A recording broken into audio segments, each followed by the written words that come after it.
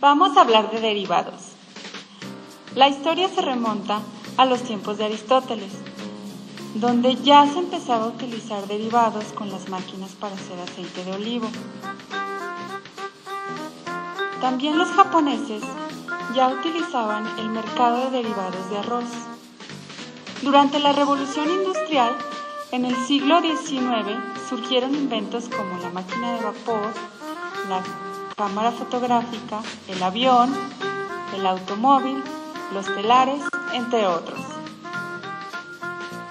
El primer mercado de derivados surge en Chicago a finales del siglo XIX, gracias al auge de los barcos de carga y máquinas de vapor, con lo que se facilitaba el intercambio y transporte de mercancías. Veamos el siguiente ejemplo. Un productor de trigo y una productora de pan. El primero con la necesidad de vender su producto y la segunda con la necesidad de comprarlo para producir el pan. Ambos se enfrentan al problema del cambio de los precios, en donde si el precio sube le conviene al señor productor de trigo y la productora, pues para nada que le agrada. Por el contrario, si el precio baja, para nada que le conviene al productor de trigo, mientras la productora de pan sería muy feliz.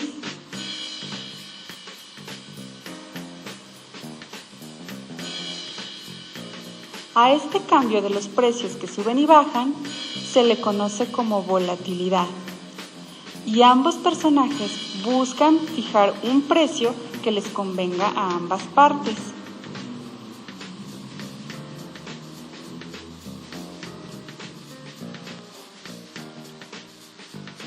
Para darle formalidad a este asunto, diseñaron un contrato llamado forward, donde establecieron la cantidad, la calidad, la fecha y el lugar de entrega del activo subyacente, en este caso el trigo, y todo dentro de un mercado spot de contado o cash.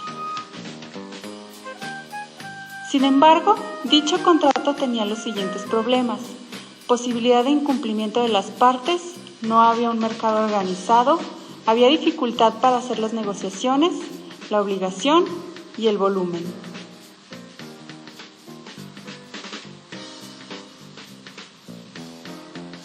En 1848 se crea el Chicago Board of Trade como un lugar físico de encuentro para que los oferentes y demandantes de activos pacten mejor sus precios. Con esto se resuelve el problema del mercado. También se crea la Cámara de Compensación, un ente legal que se interpone entre las partes para que éstas no incumplan y asume el riesgo de ambas. Con esto se resuelve el problema del incumplimiento. Con la estandarización, todos los contratos son iguales en cantidad, calidad y lugar de entrega, lo que hace que la asignación de precios y la negociación sean más eficientes, y con esto se resuelve el problema de la negociación. En este mercado, además de oferentes y demandantes, se permite la entrada a especuladores, quienes buscan entrar y salir rápida y fácilmente del mercado, resolviendo así el problema del volumen. A continuación, ¿qué son las opciones?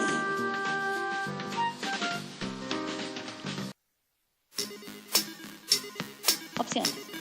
Contratos en los cuales el comprador tiene derechos y el vendedor tiene obligaciones. Se establece la misma calidad, cantidad, lugar de entrega, aunque a diferente fecha de vencimiento.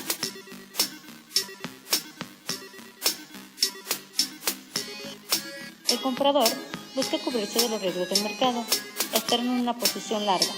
Para ello, el vendedor va a vender el derecho, más no la obligación de comprar o vender un activo subyacente. Se encontrará en una posición corta.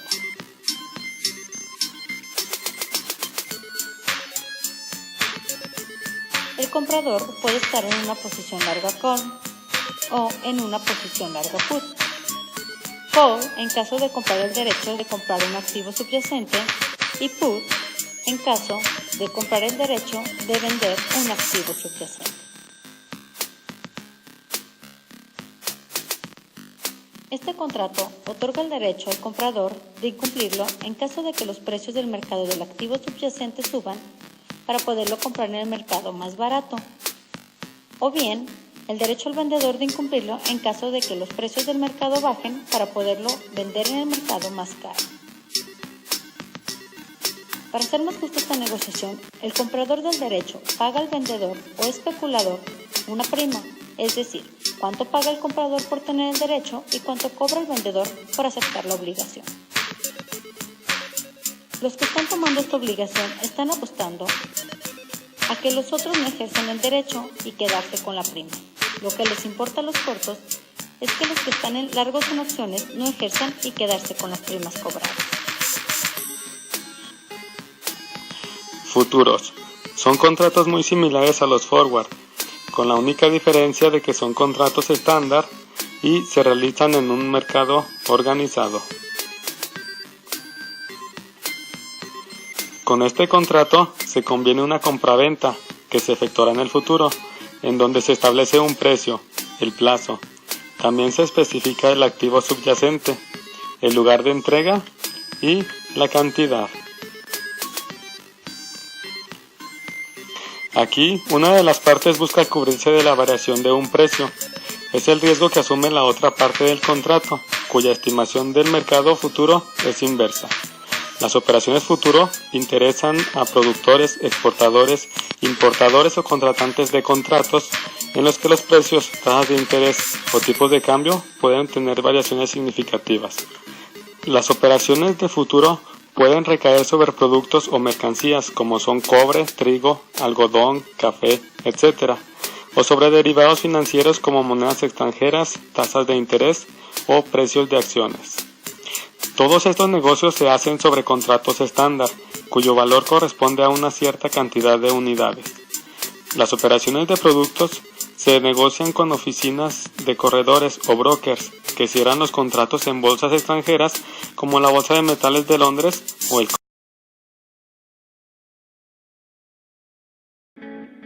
¿Cómo funcionan las coberturas con derivados? Las coberturas con productos derivados se utilizan para cubrir riesgos en los precios, es decir, mediante un contrato se puede fijar el precio al que se va a comprar o vender una mercancía en el futuro. Se toma una posición en un producto derivado para cubrir el riesgo de precios que se adquiere cuando tenemos una posición en activos subyacentes en el mercado de contado. Por ejemplo, un productor agrícola que 9 meses va a cosechar maíz, desconociendo el precio al que le pagarán por su cosecha, en época de escasez el precio subiría, haciendo que el productor pueda vender el maíz a un precio más alto al que tenía considerado. Pero en el caso de que sea en una época de buena cosecha, la oferta del producto aumentaría disminuyendo el precio de la cosecha y tendría que venderlo a un menor precio. El riesgo para el productor es alto, ya que depende de las condiciones que se presenten en el mercado, y el precio dependerá de la oferta y la demanda que ya existe en el momento. En otro escenario, supongamos que una empresa requiera comprar maíz de manera constante. Cuando existe escasez en el mercado, el precio que tendría que pagar sería mucho más alto que el que pagaría en una época donde la cosecha es buena. El riesgo que corre la empresa también es alto debido a que el precio está en función de la oferta y demanda en el mercado. Ante estos dos escenarios, tanto el productor, que es el que vende el maíz, como la empresa, que es el comprador, pudieran acordar un precio que fuera adecuado para ambos y puedan obtener un beneficio mutuo. Si acordaran el precio mediante un contrato, estarían negociando un producto derivado. En este caso, el subyacente sería el maíz, ya que pactarían el precio al que se liquidaría la operación de compra-venta en una fecha futura.